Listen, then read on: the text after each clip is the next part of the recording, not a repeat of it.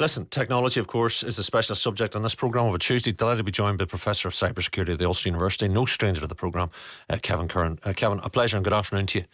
Good afternoon, Mark. Kevin, put the thing about Gerry Adams to bed for us. There are so many authors saying they're nicking my work to train AI. And Gerry Adams is in the middle of this. He's among a number of authors who basically saying they're basically training AI with my stuff.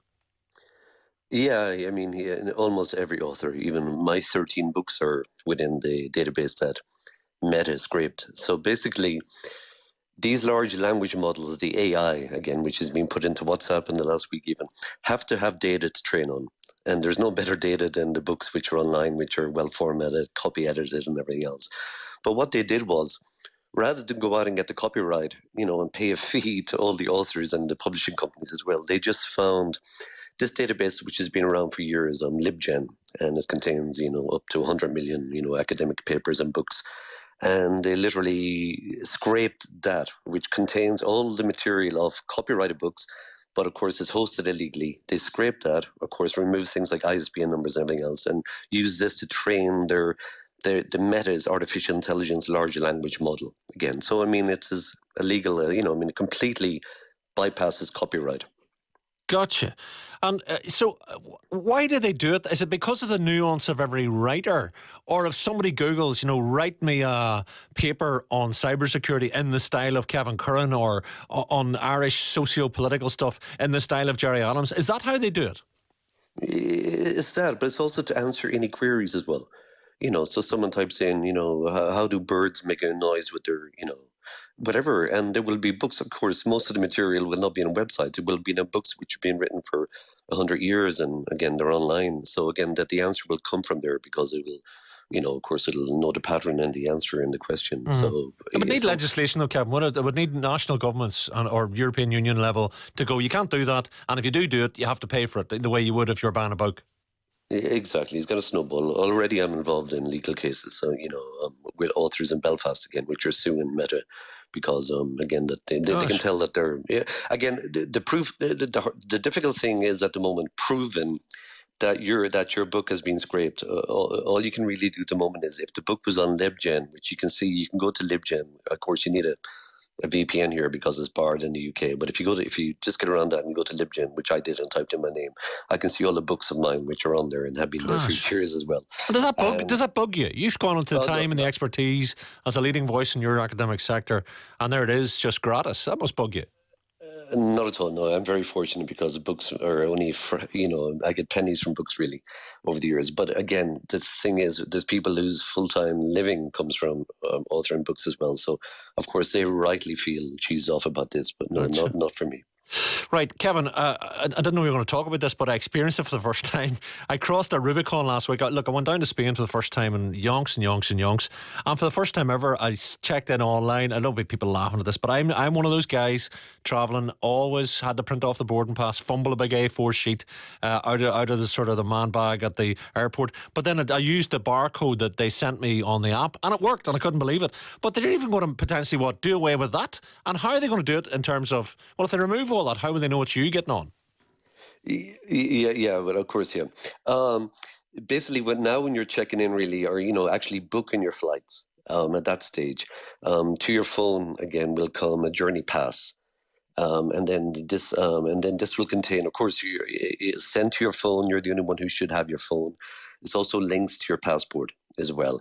So therefore, once you arrive at the airport, and of course that your face matches to a degree what's on your passport as well, because no one needs to be at check-in desks anymore. That you arrive in the airport, you go to the turnstile really, and your face is scanned, and of course then it's matched with the booking reference or the journey pass on the device again, linked to your passport again, and it should let you go through. And so therefore it becomes even more seamless when this is rolled out. But you'll need one point as if to go, because I can nick your device, but I couldn't be Kevin Curran, could it? Exactly. I mean, it's the face. I mean, that's why the facial recognition is important again. I mean, they could have went for of course, fingerprints or whatever. But people don't generally. That's just too complicated. Where a face is instant, anyone can scan their face on their phone and have it uploaded and even verified in the background. In other words, that you will be scanning your passport, which you do for a lot of services. Actually, at the moment, I have to go up and grab my passport and literally take a But photo. is it over engineering, Kevin? I mean, I was amazed how quick it was. We flash of the phone on, you're through. The bar goes down, as you say. Nobody was there. Just the wee bar goes down and you're in. It's there as well. I mean, of course, there is a risk, of course, because we always. I mean, airports are very. You got we like. In other words, we know the work we go through because of the shoe bomber many years ago, again, at airports, again, that they're high security as well. So, again, that, of course, this is maybe another avenue, but again, but at the end of the day, we're relying on passports again, which are paper based. And of course, they have biometrics in them and they have chips in them for years as well, which make it harder. You just can't go home and photocopy someone's passport and try to get through the airport. But it's just whether or not it's secure enough. But again, they will have thought about this. I mean, they're very conservative airports and the international travel because of the security implications and because of illegal immigration and everything else. It's only when you send the briefings that I go, yeah, I saw that. Kevin, what about the Professor Kevin Curran Ken or Barbie doll? It's true. Lots of ones. Who did I see? Was it the two Johnnies have got dolls now? Action dolls like an Action Man in our youth. And it all looks to be a bit of crack and there's accessories and all the rest. Maybe we can all get our own action doll. But are there concerns here? There is. This is where you use ChatGPT to create a doll which looks like you, like a Barbie doll in the past, within a packaging, and then you can have a few accessories there and your name underneath, and they actually look very realistic. And of course, they're fun. And I've had many friends who posted these online, but again, just someone has come up. There's concerns about again that this is something trivial. That it's just for laughs. It's nice, but again, that in other words, there's this professor in Queen Mary University again, and others actually as well. Professor Gina Neff, she says it's burning through energy, cute, funny, but not really worth it. But that's it. But you can also say that about Google search. Every time anything you do in the internet burns energy somewhere, and a search on Google consumes about the same energy as doing your standard prompts on a large language model, but like this is again. So, in other words, are you going to tell everyone? And of course, then we haven't even got to Netflix. We haven't got to using your GPS. Coming back to Google Maps. At the end of the day, we forget that there is a cloud somewhere, a data center, which is answering our query no matter what we do. And of course, it's eating electric. The big thing down south is 25%, a quarter of the electricity in the south of Ireland is used by data centres.